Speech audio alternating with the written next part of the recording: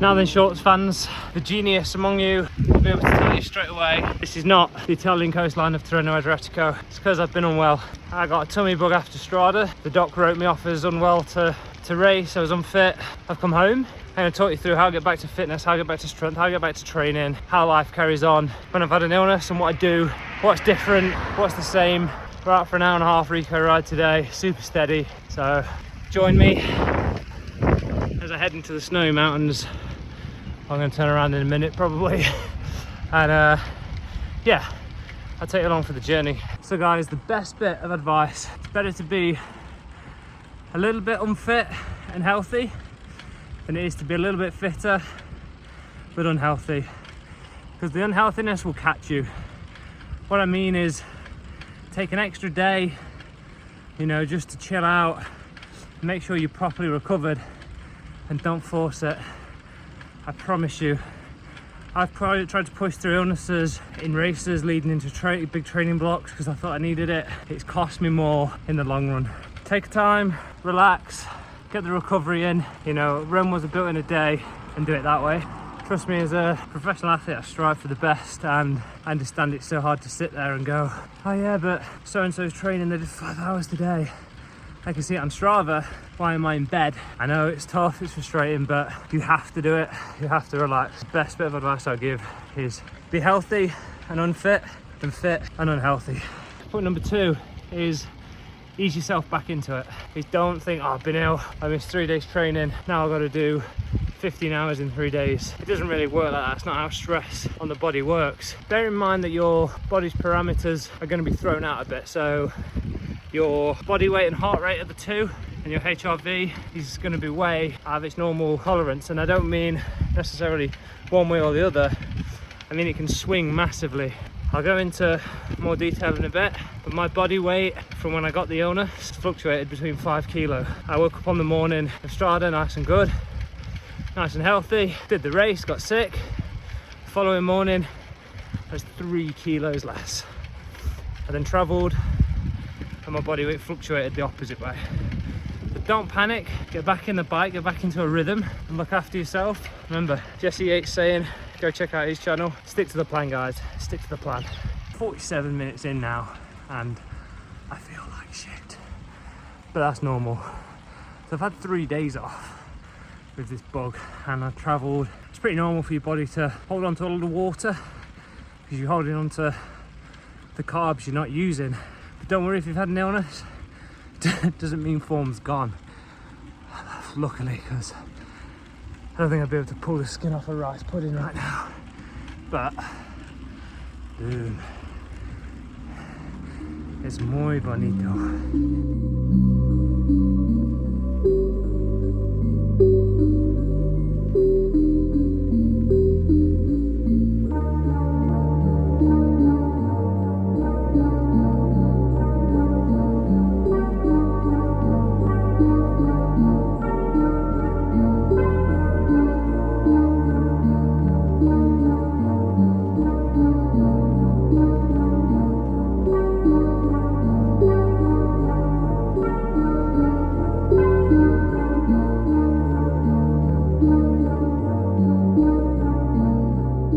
So guys, one of the most important things after an illness is obviously recovery. You need to get your feet up, you need to chill out, you need to get the recovery time in. If you've had an illness and you've had 3 or 4 days without the bike, then that doesn't mean that you've had 3 or 4 rest days back to back. If you're recovering from illness, you're not recovering from training. It's one of those things that can't panic about, because everybody's going to get ill at some point and everyone's going to have to come back from illness. So you have to just accept the law of averages, that it's going to average out and you're going to get sick sometimes and other people are going to get sick. And that's just the way the world works. It's not great. It's not ideal, but that's what happens. Just talk a little bit about lunch, about food, about nutrition. I don't need to tell you the obvious things of drink more water. I don't need to tell you the obvious things of whatever it may be. Don't eat rubbish foods. Eat more fruit and veg. That's by the by. That goes without saying. So the things I'd say probably try and do is eat a little bit more, maybe fats and stuff that holds a lot of high quality fats like olive oil, those essential amino acids. They're really good. Try and boost maybe vitamin D. If you live in the northern hemisphere countries like I do, it's almost impossible to get enough vitamin D to keep you healthy. So maybe a supplement consumed with probably your fattiest meal of the day is not a bad idea. That'll help slow down the digestion and really consume that vitamin D and help you actually use it. Just a few other basic things is obviously never be in a calorie deficit. Never try and lose weight while you're ill. Like I said earlier, I lost 3 kilos and it's obvious that that weight is not lost all in one go. I haven't lost 3 kilos waking up the day after an illness.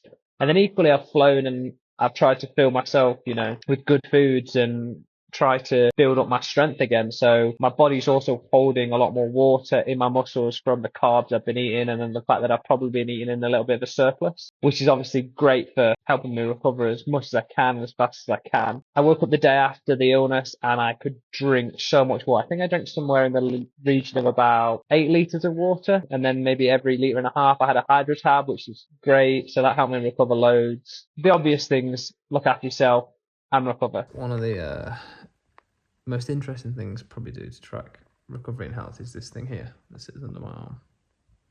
It's a Whoop. It doesn't have to sit here on your arm. You can sit on your wrist. I used to have it here, but as you can tell, I tan pretty well. I used to have a fair few bad tan lines anyway, so I thought, well, I'll move it here. Supposedly, the closer it is, you can get it to your heart, the better the accuracy of it is. But basically what this thing does is tracks sleep, tracks all these kind of things, your body's metrics to work out whether you're fit or whether you're healthy or how things are going. So let's dive into the app. I'll do a real quick run through. I'm not going to show you too much detail, but just to explain what it is. Okay, this thing's not gold standard, but it's pretty good. Like, you have to bear in mind that there's a few things it doesn't know, but it's a really good ballpark. It's a really good idea. It's a really good science that's only getting better. I would fully recommend it if you do want one.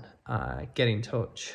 Have a referral discount code I can pass on, or I'll put it in the thing below, only for people that comment, like, and subscribe. So yeah, let's have a quick dive into the app and tell you through it. Here is the app. This is what it basically comes up with. Is you can see my ride here today, and this is what I woke up with my body's metrics just for today. So here you'll see it says within range 34 to 37 is resting heart rate and HRV. Here, these two are the two you should really look at. See, blood oxygen should be at 99 at sea level, but I've not come up to altitude, but I'm a little bit higher at the minute, so that might be why that's a little bit low, and everything else is well within range. That's today's bike ride, so you can see here there's a few downhill sections maybe or whatever. You can see where I stopped at the cafe here and then rode home. Sleep, this is a really important one. So my normal metrics fit into this sort of range here. It'll tell me varying things about how I slept and track my heart rate throughout the night. But the one we're really interested in is, let's go back a day or two to this one here. So this, my body's going. So you see 100% sleep performance. So here, so let's go back to today. Today, this is telling me, based on today's stress, how much sleep it thinks I need.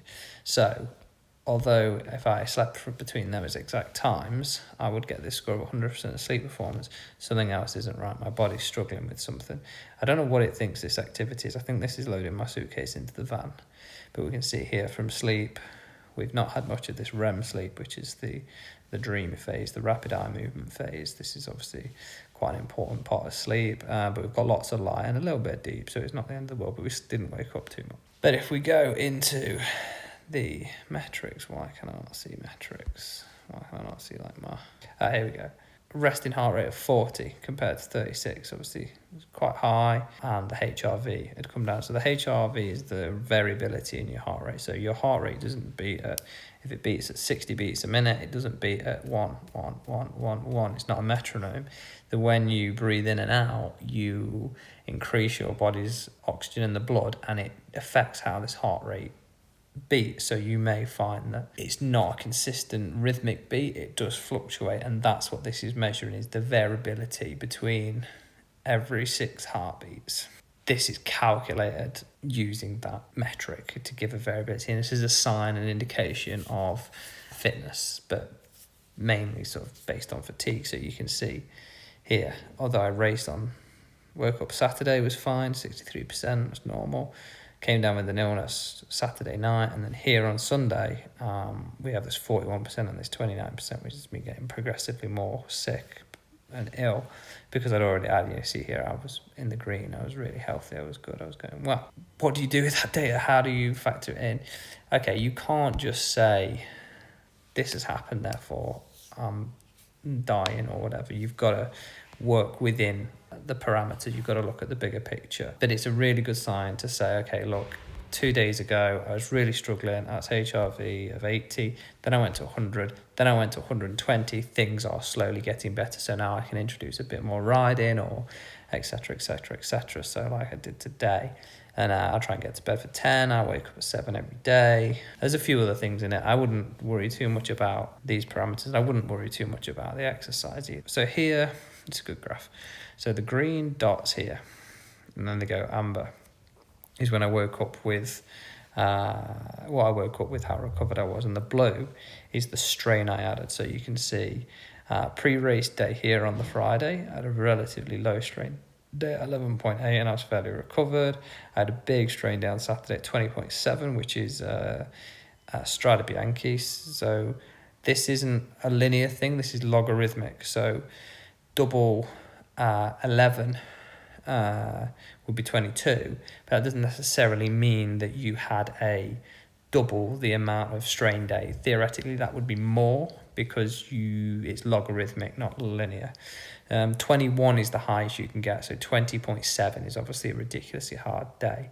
You see the next day, obviously I was quite fatigued, and obviously then these are the 3 days I've spent in bed, having a 5.6 to 5.5 and a 5 with my illness. And then obviously Wednesday I'm getting a little bit better. You can see my recovery going up to 66, and I've gone to 12.1, which is today, which is a cafe ride, just sort of chilling out, and my heart rate's still at 37, so it's still quite high for me. It could get down to 34, 33, but hopefully with my body clearing the illness that I've had, and the things that comes with, the water retention, the swelling, that my heart rate will go down. So you can see this bit here. This bit here is the ride. You can see where I stopped for the cafe, and then you see this little bit where I ride home. This is obviously sleep. You can see how much of a stress getting up in the morning puts on your body. This little peak here, that's getting out of bed. That's the body waking up. You can see then I've sort of chilled out for a bit, and then start my stretching or my morning routine, my breakfast, walking around the house before going out on the bike, cafe, bike, shower. You can see there's just a tiny bit there where there's nothing in the graph. That's because I took it off to have a shower. That bit there is I took it off to have a shower. So, and then this is sort of doing whatever I'm doing. This is probably lunch. So yeah, morning peak, breakfast, fanning around all morning, get on the bike at 11, in the cafe, ride home, shower, lunch, sat here talking to you guys. I'm sat on my settee, recovering, chilling, getting the feet up on that road to recovery. Yeah, things were going a lot better. So today, back in the green on the old Whoop score, resting heart rate was 35, which is getting more towards where I normally am at 33, 34. So we're nearly there. Resting heart rate, my heart rate on my ride is a little bit high, but then again, could be super fresh from the past few days, and my body's obviously got so much water. My weight hasn't got back to quite its normal range yet, but I've been peeing like mad. So obviously all that water that's in my muscles. Today I was on the bike, I was sweating. Where I was living today, it's -2 and snowing, and I was dripping with sweat. So obviously that water's coming out. So tomorrow morning's weigh-in should be back to normal. So yeah, the Whoop been great, been a good good gauge. So I got sick on Saturday, Sunday, Monday, Tuesday, Wednesday when I'm filming it. So I think it's taken actually 4 days just to get over a little bit of a stomach bug. So how much longer you're going to need for things like COVID or a proper virus, that kind of stuff. So if you've liked this and it's been of interest, don't forget to like, comment, subscribe, or let us know in the comments below what you want to see, what videos you want us to make next, and what we want to bring to you, and give us some ideas for what you want to see, and we'll try and make it happen.